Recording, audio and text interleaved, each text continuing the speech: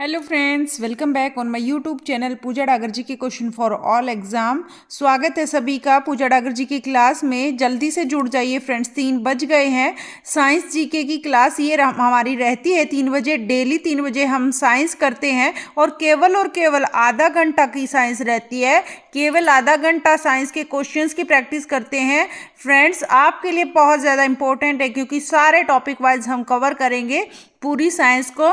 तो अभी तक हमारे 12 चैप्टर हो चुके हैं, अभी 13 चैप्टर करने वाले हैं और सारे ऑब्जेक्टिव टाइप क्वेश्चंस रहते हैं और क्वेश्चन से ही आपके कंसेप्ट क्लियर कर दिए जाते हैं फ्रेंड्स। अगर आप चैनल पर नए हैं तो चैनल को सब्सक्राइब करना ना भूलें और लाइक शेयर कमेंट भी करें ज़्यादा से ज़्यादा। तो देख लेते हैं आज का टॉपिक क्या है। 13 टॉपिक है आज का टॉपिक का नाम है हमारा organic chemistry, hydrocarbons and it's components. तो ये वाला टॉपिक है हमारा, इसकी हिंदी है कार्बनिक रसायन, हाइड्रोकार्बन और इसके यौगिक। ये हमारा टॉपिक आज का रहने वाला है। तो जल्दी से स्टार्ट करते हैं फ्रेंड्स क्वेश्चन नंबर 1 से। प्लीज़ वीडियो में अंत तक जुड़े रहें। क्वेश्चंस अच्छे लगे तो लाइक शेयर करना ना भूलें फ्रेंड्स। क्वेश्चन नंबर 1, निम्नलिखित में से कौन एक बुलेट प्रूफ जैकेट बनाने में प्रयोग किया जाता है? तो इनमें से क्या है जिसको हम प्रयोग करते हैं बुलेट प्रूफ जैकेट बनाने में, जिसका प्रयोग करते हैं? ए गन मेटल, बी रेशेदार कांच, या सी सीसा, या फिर डी लैमिनेटेड, या इसको ये भी बोल सकते हैं पटलित कांच। तो क्या रहेगा इसका आंसर फ्रेंड्स क्वेश्चन नंबर 1 का? जल्दी से आप सोचिए क्या आंसर रहेगा इसका, फिर आप गेस कीजिएगा इसको पहले तो, और फिर आप मिलान कीजिएगा कि आपका क्वेश्चन का आंसर सही है कि नहीं है। ये होता है सेल्फ एनालिसिस। ठीक है फ्रेंड्स, तो ये देख लेते हैं क्वेश्चन नंबर 1। फटाफट से बताइए इसका आंसर क्या रहेगा। तो क्वेश्चन नंबर 1 का आंसर रहेगा हमारा डी आंसर रहेगा, लैमिनेटेड, या इसको बोलते हैं पटलित कांच। तो इसका डी आंसर रहेगा फ्रेंड्स क्वेश्चन नंबर 1 का हमारा डी आंसर रहेगा लैमिनेटेड कांच। ठीक है, ये रहेगा आंसर क्वेश्चन नंबर 1 का। आगे चलते हैं क्वेश्चन नंबर 2, बुलेट प्रूफ वस्तुओं के निर्माण में निम्नलिखित में से कौन सा बहुलक प्रयुक्त होता है? तो कौन सा बहुलक प्रयुक्त होता है बुलेट प्रूफ जो वस्तुएं होती हैं उसके निर्माण में? बुलेट प्रूफ वस्तुओं के निर्माण में निम्नलिखित में से कौन सा बहुलक प्रयुक्त होता है? इसमें से बहुलक बताना है। ए पॉलीएमाइड, या फिर बी पॉलीविनाइल, या फिर सी क्लोराइड, या फिर डी पॉलीकार्बोनेट्स। तो क्या रहेगा इसका आंसर फ्रेंड्स क्वेश्चन नंबर 2 का आंसर रहेगा बुलेट प्रूफ वस्तुओं के निर्माण में पॉलीकार्बोनेट्स बहुलक का प्रयोग होता है। पॉलीकार्बोनेट्स बहुलक का प्रयोग होता है, याद रखना है, पॉलीकार्बोनेट्स बहुलक का प्रयोग होता है इस तरह की वस्तुएं बनाने में, पॉलीकार्बोनेट्स। आगे चलते हैं क्वेश्चन नंबर 3 पर। निम्नलिखित में से किस देश ने गैसोलीन में इथेनॉल मिश्रित करना कानून अनिवार्य कर दिया है? तो ऐसा कौन सा देश रहा है फ्रेंड्स, ऐसा कौन सा देश है जिसने गैसोलीन में इथेनॉल मिश्रित करना कानूनी अनिवार्य कर दिया है? गैसोलीन में इथेनॉल मिश्रित करना कानूनी रूप से अनिवार्य कर दिया है। यूके में, चीन में, या फिर स्विट्जरलैंड में, या फिर ब्राज़ील में? तो क्या रहेगा इसका आंसर क्वेश्चन नंबर 3 का आंसर रहेगा फ्रेंड्स ब्राज़ील। ऐसा देश है, ब्राज़ील देश ने क्या कर दिया है, ब्राज़ील देश ने ये रूल बना दिया कि गैसोलीन में इथेनॉल मिश्रित करने का कानून बना दिया है। आगे चलते हैं क्वेश्चन नंबर 4 पर। सिरके में कौन सा अम्ल पाया जाता है? तो सिरका होता है जो, उसमें कौन सा अम्ल इनमें से पाया जाता है? ए साइट्रिक अम्ल, बी लैक्टिक अम्ल, सी मैलेइक अम्ल, डी एसिटिक अम्ल। तो क्या रहेगा इसमें, जो सिरका होता है उसमें किस तरह का अम्ल पाया जाता है? तो सिरके में पाया जाता है एसिटिक अम्ल। कौन सा एसिटिक अम्ल पाया जाता है? मोस्ट इंपॉर्टेंट क्वेश्चन है, सिरके में कौन सा अम्ल पाया जाता है? तो ये पाया जाता है एसिटिक अम्ल। एसिटिक अम्ल पाया जाता है सिरके में, एसिटिक, सिरके का सी और यहाँ पर भी सी, एसिटिक, ऐसे भी आप याद रख सकते हो। आगे चलते हैं क्वेश्चन नंबर 5 पर। प्लीज वीडियो लाइक करना ना भूलें। आगे चलते हैं, क्वेश्चन नंबर 5 क्या देख लेते हैं। क्वेश्चन नंबर 5 है, सिरके का रासायनिक नाम है। जो सिरका है उसका रासायनिक नाम क्या है? अभी हमने क्या किया था, सिरके के बारे में क्वेश्चन किया था। सिरके में कौन सा अम्ल पाया जाता है? एसिटिक अम्ल पाया जाता है। और सिरके का रासायनिक नाम क्या होता है? तो सिरके का रासायनिक नाम होता है, क्या होता है? ब्यूटीरिक अम्ल या एसिटिक अम्ल या फॉर्मिक अम्ल या फिर टार्टेरिक अम्ल। तो यहाँ रहेगा आंसर एसिटिक अम्ल। नाम भी इसका एसिटिक अम्ल होता है और रासायनिक नाम भी एसिटिक अम्ल होता है सिरके का। और सिरके का जो क्वेश्चन किया था हमने, कौन सा अम्ल सिरके में पाया जाता है, तो सिरके में एसिटिक अम्ल पाया जाता है। इसका रासायनिक नाम भी यही है। सिरका किसका जलीय विलयन है? तो सिरका जो होता है वो किसका जलीय विलयन है? तो किसका जलीय विलयन है? सिरका जो है वो जलीय विलयन है, यह है नींबू का अम्ल का, ऑक्सीजन के अम्ल का, एसिटिक अम्ल का, हाइड्रोक्लोरिक अम्ल का। तो इसका भी आंसर एसिटिक अम्ल रहेगा। क्या रहेगा इसका आंसर? इसका भी आंसर एसिटिक अम्ल रहेगा। तो यहाँ से सिरके से रिलेटेड जितने भी क्वेश्चन बनते थे फ्रेंड्स, सारे एक जगह लिख दिए हैं ताकि आप पजल ना हो और आपका कोई भी क्वेश्चन रॉन्ग ना हो। तो सिरके में कौन सा अम्ल पाया जाता है? एसिटिक अम्ल पाया जाता है। सिरके का रासायनिक नाम पूछ लिया जाए तो एसिटिक अम्ल आएगा। और सिरका जो है जिसका जलीय विलयन है, तो किसका जलीय विलयन है? एसिटिक अम्ल का जलीय विलयन है सिरका।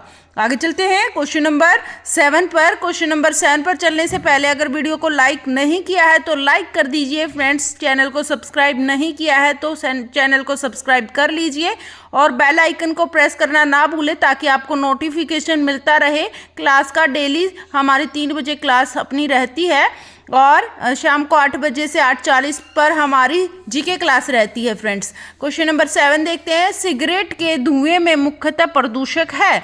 तो सिगरेट के जो धुआं होता है उसमें कौन सा प्रदूषक पाया जाता है? ए कार्बन मोनोऑक्साइड व निकोटीन, या फिर बी कार्बन मोनोऑक्साइड व डाइऑक्सीरिन ऑक्सीन, या फिर सी कार्बन मोनोऑक्साइड व बेंजीन, या फिर डी डाइऑक्सीन व बेंजीन। तो क्या रहेगा इसका आंसर? सिगरेट का जो धुआं होता है उसमें कौन सा प्रदूषक पाया जाता है? तो कौन सा प्रदूषक पाया जाता है? क्वेश्चन नंबर 7 का आंसर रहेगा कार्बन मोनोऑक्साइड व बेंजीन। ठीक है फ्रेंड्स, कार्बन मोनोऑक्साइड व बेंजीन आंसर रहेगा इसका आंसर रहेगा हमारा सी। 7th का आंसर रहेगा सी, कार्बन मोनोऑक्साइड व बेंजीन आंसर रहेगा।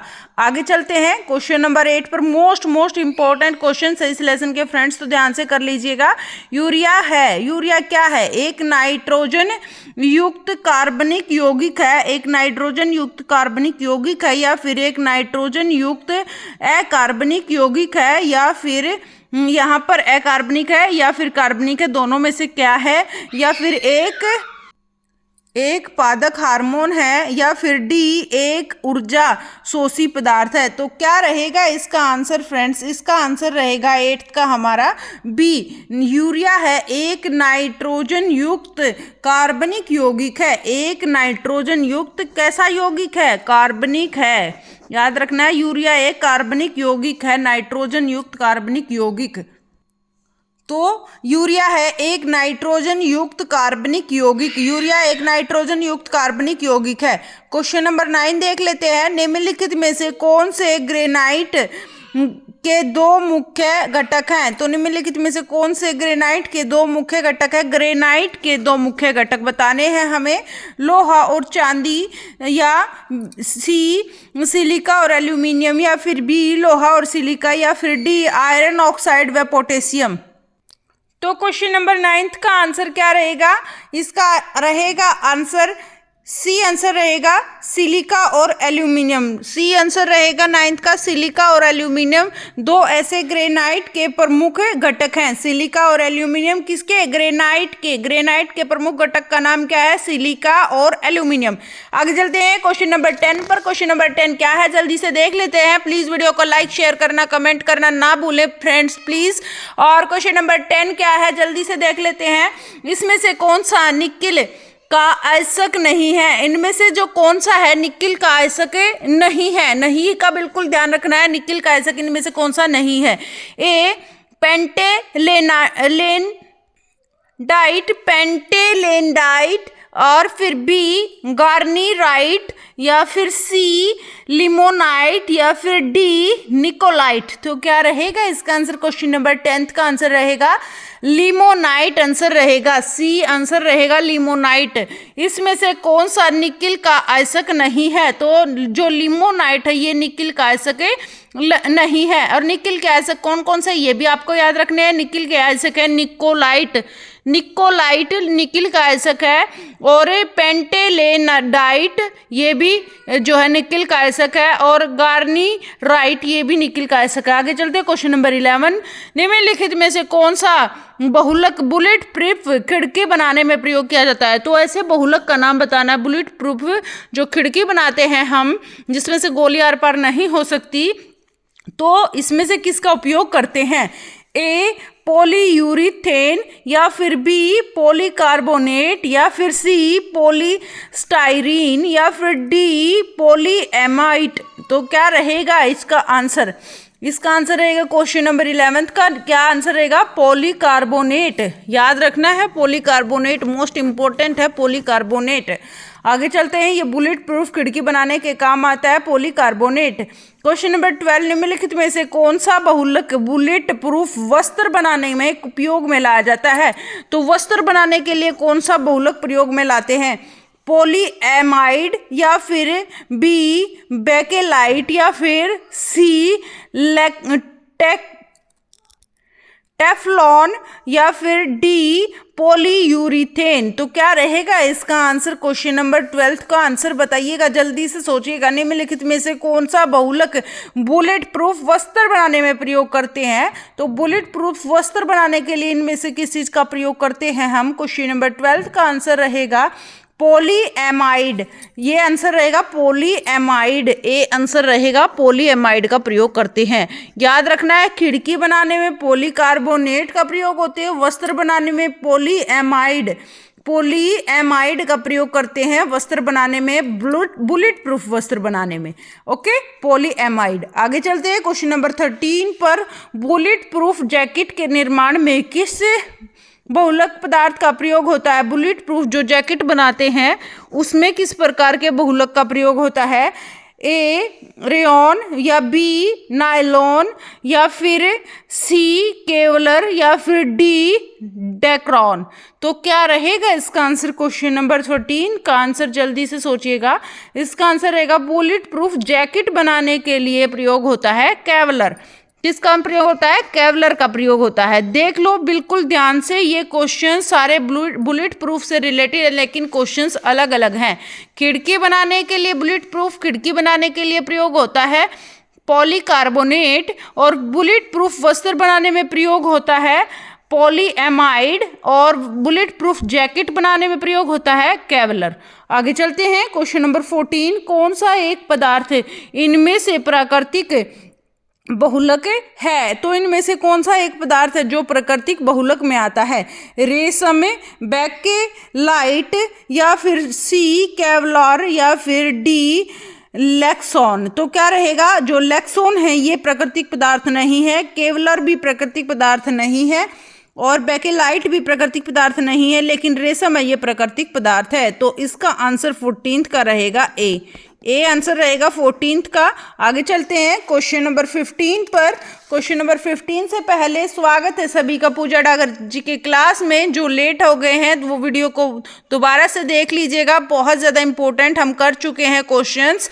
ठीक है फ्रेंड्स, और यहाँ से आपको बहुत ही ज़्यादा फायदा होने वाला है क्योंकि साइंस टॉपिक वाइज हम करते हैं, एमसीक्यू क्वेश्चन सारे रहते हैं और पूरा कंसेप्ट भी क्लियर कर लेते हैं साथ साथ क्वेश्चंस की। तो प्रैक्टिस इतनी करेंगे कि क्वेश्चन कोई भी हमारा एग्जाम में गलत नहीं होगा। चाहे क्वेश्चन बड़ा आ जाए, कथन कारण वाला रिलेटेड आ जाए या फिर मिलान आ जाए या कुछ भी आ जाए, हमारा गलत नहीं होगा। साइंस से रिलेटेड क्वेश्चन केवल और केवल आधा घंटा आप साइंस के लिए निकाल लीजिए। 3 से 3:30 हम अपनी क्लास रखते हैं डेली, आप ज्वाइन कर लीजिए अगर चैनल को ज्वाइन नहीं किया है। यहाँ से आपको बहुत ही ज़्यादा फायदा होगा, क्योंकि साइंस तो हम करते ही करते हैं, साइंस जीके तो हम करते ही करते हैं, उसके साथ साथ जो दूसरे सब्जेक्ट रह गए उसकी जीके भी हम डेली करते हैं, जो हम शाम वाली 8 से 8:40 वाली क्लास पर करते हैं। अभी हमारी हिस्ट्री जीके चली हुई है, प्राचीन भारत का इतिहास हम कर रहे हैं, वहाँ हमारा आज लास्ट पार्ट रहेगा, 10 पार्ट रहेगा आज का प्राचीन भारत का इतिहास। उसके बाद हमारा प्राचीन भारत का इतिहास भी कवर हो जाएगा। मध्यकालीन भारत का इतिहास, आधुनिक कालीन भारत का इतिहास भी हम कर चुके हैं। उससे पहले भी बहुत सारे हम पॉलिटी जीके भी कर चुके हैं, उससे पहले ज्योग्राफी जीके भी कर चुके हैं। बहुत सारे टॉपिक्स हम कवर करते हैं, सारे सब्जेक्ट की जीके करते हैं यहाँ पर फ्रेंड्स, और अलग अलग प्लेलिस्ट में आपको सारे मिल जाएंगे। लूसेंट जीके भी हमने 10 पार्ट किए हुए हैं, उसकी भी अलग से प्लेलिस्ट बनी हुई है, तो आपको जिसकी रिक्वायरमेंट हो, जो भी आप क्वेश्चंस पढ़ना चाहते हो, इजीली आपको मिल जाएंगे प्लेलिस्ट में, तो आप देख लीजिएगा। आगे चलते हैं क्वेश्चन नंबर 15 पर। निम्नलिखित में से कौन एक प्राकृतिक बहुलक नहीं है? इनमें से कौन सा एक प्राकृतिक बहुलक नहीं है? नहीं पूछा है फ्रेंड्स, इससे पहले वाले क्वेश्चन में हमने प्राकृतिक बहुलक बताया था रेशम को, और यहाँ पर प्राकृतिक बहुलक नहीं है पूछा है। तो रेशम है हमारा प्राकृतिक बहुलक है, आपको पता है, जैसे कि ऊन है ये भी प्राकृतिक बहुलक है, और चमड़ा भी प्राकृतिक बहुलक है, लेकिन नायलॉन जो है ये हमारा प्राकृतिक बहुलक नहीं है। तो इसका आंसर रहेगा हमारा 15 का डी, नायलॉन है हमारा प्राकृतिक बहुलक में नहीं आता है। ठीक है फ्रेंड्स, आगे चलते हैं क्वेश्चन नंबर 15 पर। क्वेश्चन नंबर 15 क्या है? फोटोग्राफी में कौन सा अमल प्रयोग किया जाता है? जो फोटोग्राफी होती है उसमें कौन सा अमल प्रयोग में लाया जाता है? तो फोटोग्राफी में ऑक्सेलिक अमल, या फिर फॉर्मिक अमल, या फिर साइट्रिक अमल, या फिर डी एसिटिक अमल। तो क्या रहेगा? फोटोग्राफी में कौन से अमल का प्रयोग होते हैं इसमें बताना है। 16th का आंसर रहेगा फ्रेंड्स ऑक्सेलिक अमल। क्या आएगा इसका आंसर? इसका आंसर रहेगा ए, ऑक्सेलिक अमल। ऑक्सेलिक अमल का प्रयोग होता है फोटोग्राफी में, इस अमल का प्रयोग होता है।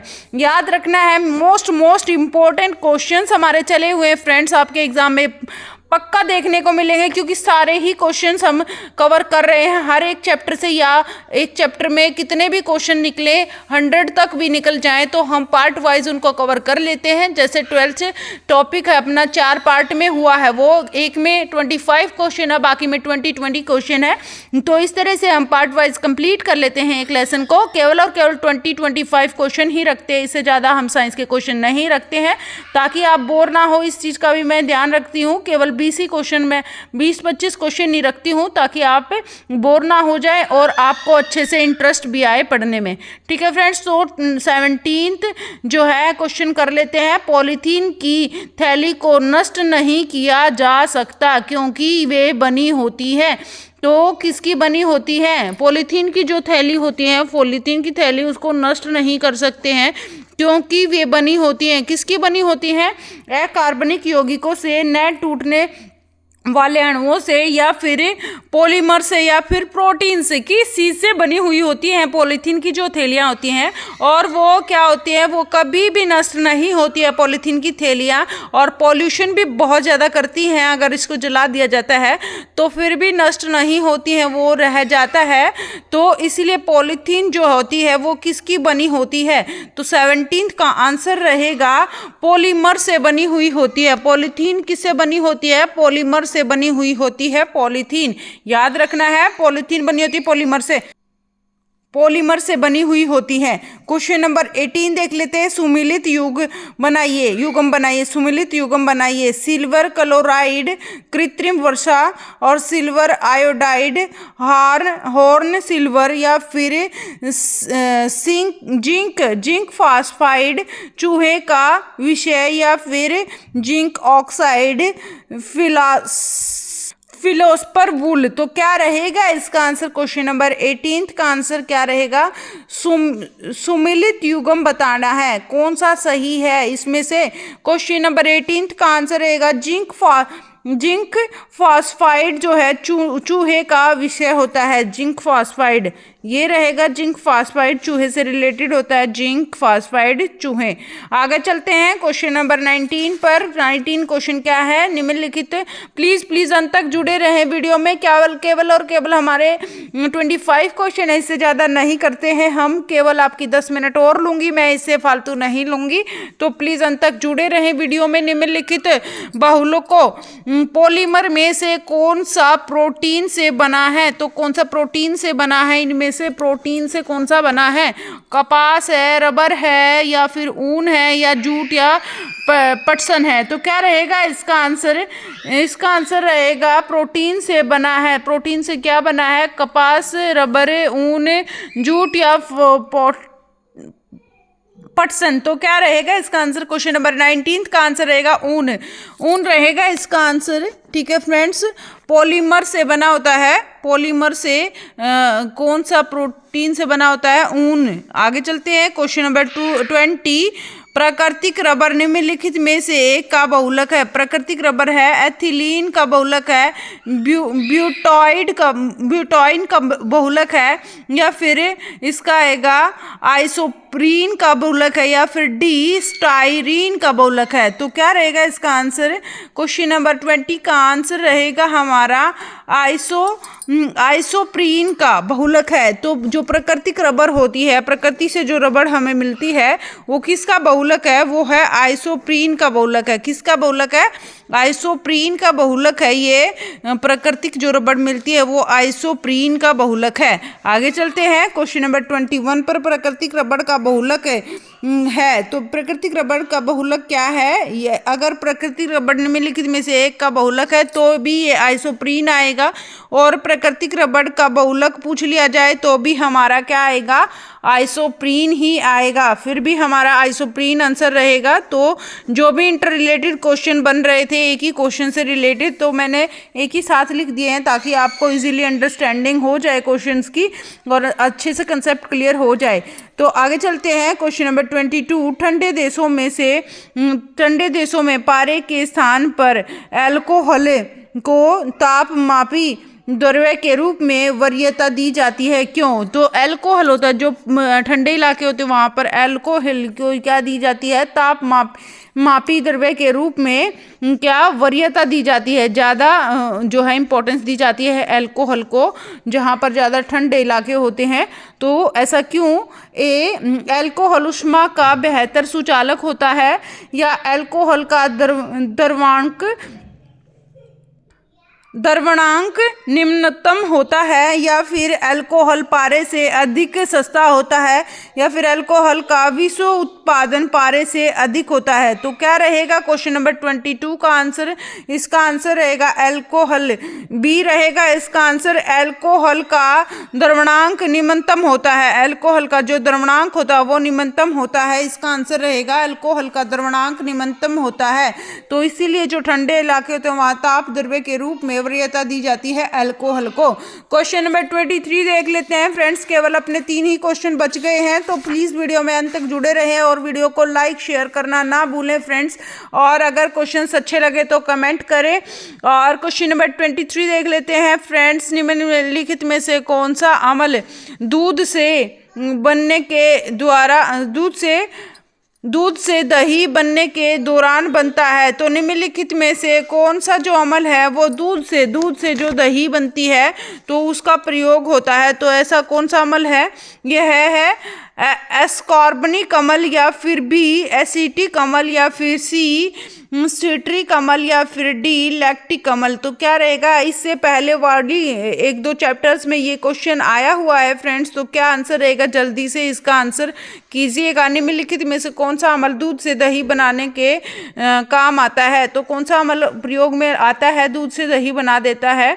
तो इसका आंसर क्या रहेगा? इसका आंसर रहेगा फ्रेंड्स, दूध से दही बनाने के दौरान लैक्टिक अम्ल का प्रयोग होता है। किसका प्रयोग होता है? लैक्टिक अम्ल का प्रयोग होता है। ये हो गए अपने 23 क्वेश्चन फ्रेंड्स 24 क्वेश्चन पर कर जाते हैं। और 24 पर चलने से पहले मैं आपको बता दूं, हम कर रहे हैं science GK daily topic wise cover कर रहे हैं साइंस जीके को। और इससे पहले अपने 12 चैप्टर हो चुके हैं फ्रेंड्स, अलग से प्लेलिस्ट मैंने साइंस की बना दी है ताकि आपको ढूंढने में आसानी रहे, क्योंकि बहुत सारी वीडियोज़ हो गई हैं, 400 वीडियोज़ हो गई हैं, तो आपको ढूंढने में ईजी रहेगा। मैंने डिस्क्रिप्शन बॉक्स में लिंक लगा दिया है साइंस जीके का। अगर आपको ये क्वेश्चंस देखने हैं तो आप ज़रूर से ज़रूर इन क्वेश्चंस को देख लीजिएगा। अभी तो केवल हमारे 12 चैप्टर हुए हैं, आज 13 कर रहे हैं और ज़्यादा टॉपिक नहीं हुए हैं, जल्दी से कवर हो जाएंगे फ्रेंड्स। बहुत सारे इकट्ठे हो जाएंगे तो नहीं कर पाओगे, तो इसीलिए केवल आप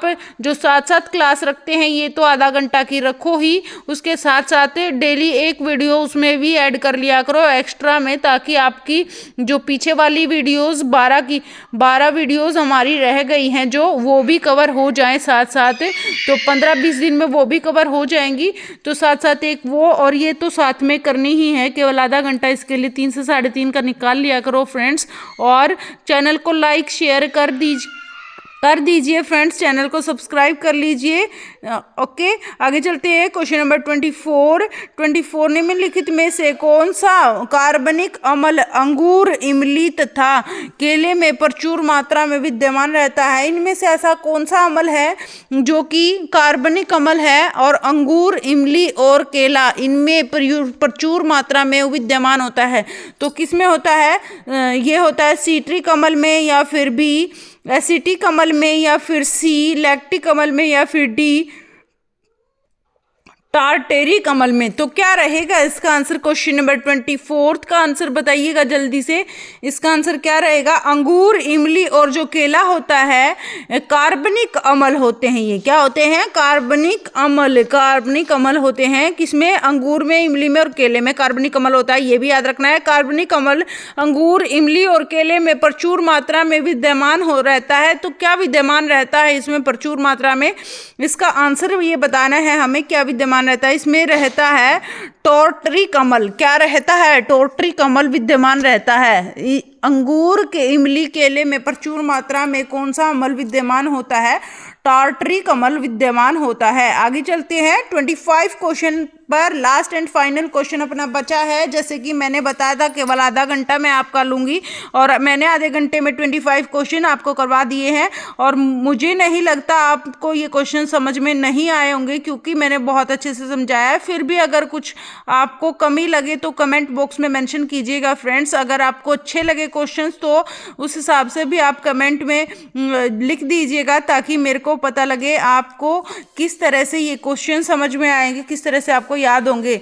तो अच्छे से मैंने आपको समझाया है। 25 क्वेश्चंस में से आपको पक्का 1-2 क्वेश्चन एग्जाम में मिल जाएगा। तो डेली हमारे ऐसे ही 20-25 क्वेश्चन रहते हैं फ्रेंड्स। तो 25 क्वेश्चन फटाफट से देख लेते हैं, कंप्लीट हो जाएगा फिर अपना ये टॉपिक। तो कंप्लीट तो नहीं होगा, इसमें 1-2 पार्ट और बनेगा, क्योंकि अभी पेंडिंग है इसके क्वेश्चंस।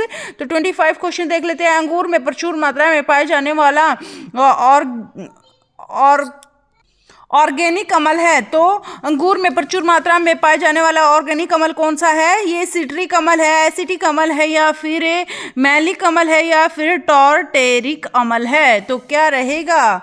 अंगूर में प्रचुर मात्रा में कौन सा अम्ल पाया जाता है? ऑर्गेनिक अम्ल पाया जाने वाला है कौन सा, और प्रचुर मात्रा में अंगूर में पाया जाता है? यह पाया जाता है टॉर्टरिक अम्ल। अभी अभी हमने ऊपर किया है, इमली में, अंगूर में और केले में टॉर्टरिक अम्ल पाया जाता है। तो इसका आंसर रहेगा टॉर्टरिक अम्ल पाया जाता है। ये हो गए अपने friends 25 question complete. And thank you so much friends, video में अंत तक जुड़े रहने के लिए thank you very much. Thank you so much. आपने अपना इतना कीमती समय इस वीडियो को दिया है। मैं आशा करती हूँ आपको सारे क्वेश्चन समझ में आए होंगे और ये आपके लिए बहुत ही ज़्यादा यूज़फुल रहेंगे। और यहाँ पर आपको एग्ज़ाम का साइंस जीके का कोई भी क्वेश्चन आपसे गलत नहीं होगा। आप किसी भी सब्जेक्ट का जो है पेपर दे लो, एग्ज़ाम, कॉम्पिटिटिव एग्ज़ाम, हर एक एग्ज़ाम में साइंस से रिलेटेड क्वेश्चंस पूछे जाते हैं फ्रेंड्स। तो साइंस जीके बिल्कुल टॉपिक वाइज हम कंप्लीट करेंगे। आज अपना 13 टॉपिक रहा है। टॉपिक अपना कौन सा स्टार्ट हो गया है, टॉपिक अपना हो गया है, टॉपिक 13 स्टार्ट हो गया है। 13 इससे पहले 12 टॉपिक अपने हो चुके हैं। तो और अपनी 8 से 8:40 वाली क्लास भी होती है, प्लीज़ उस क्लास पर भी आप आ जाया करें, वो क्लास भी अटेंड करें। वहाँ पर हम करते हैं जीके और हम हिस्ट्री जीके वहाँ कर रहे हैं। प्राचीन भारत का इतिहास आज पार्ट नंबर 10 रहेगा, लास्ट पार्ट रहेगा आज का अपना। शाम को 8 बजे लास्ट पार्ट रहेगा, प्राचीन भारत का इतिहास कवर हो जाएगा कंप्लीट। तो thank you so much, bye bye, take care. फिर मिलते हैं नेक्स्ट वीडियो में। तब तक के लिए आप अपना ख्याल रखें, हंसते रहें, मुस्कुराते रहें। शाम को मिलते हैं, बाय बाय।